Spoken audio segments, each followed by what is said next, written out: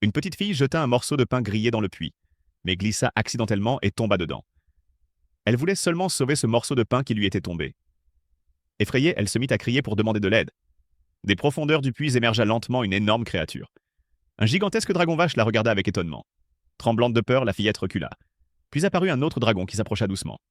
Elle pensa que c'était sa fin, et ferma les yeux de peur. Mais ce qui arriva fut surprenant. Le dragon inclina la tête avec tendresse et lécha la blessure de la main de la fillette, la guérissant miraculeusement, sans laisser de traces. En rouvrant les yeux, elle remarqua que les deux dragons avaient des cicatrices de chaînes sur leurs pattes. Signe que les humains les avaient autrefois gardés captifs, et pourtant, ils la traitèrent avec bonté. À ce moment-là, la fillette vit une lumière bleue brillante. C'était un œuf de dragon qu'elle ne put résister à toucher. En le faisant, l'œuf flotta dans l'air en formant une spirale, comme si elle la guidait vers un endroit.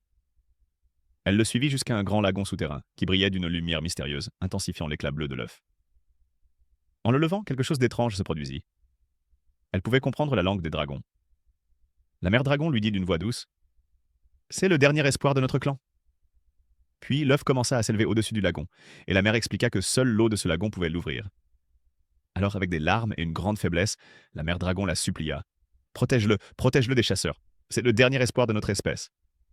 Dans ces derniers instants, elle lança une lueur magique sur la fillette, la remplissant de chaleur et de pouvoir.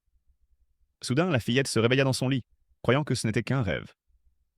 Mais en regardant par la fenêtre, elle vit des gens transportant le cadavre d'un dragon. Elle comprit alors que ce n'était pas un rêve. Elle regarda sa paume et vit une petite marque en forme de dragon. Et elle avait été choisie.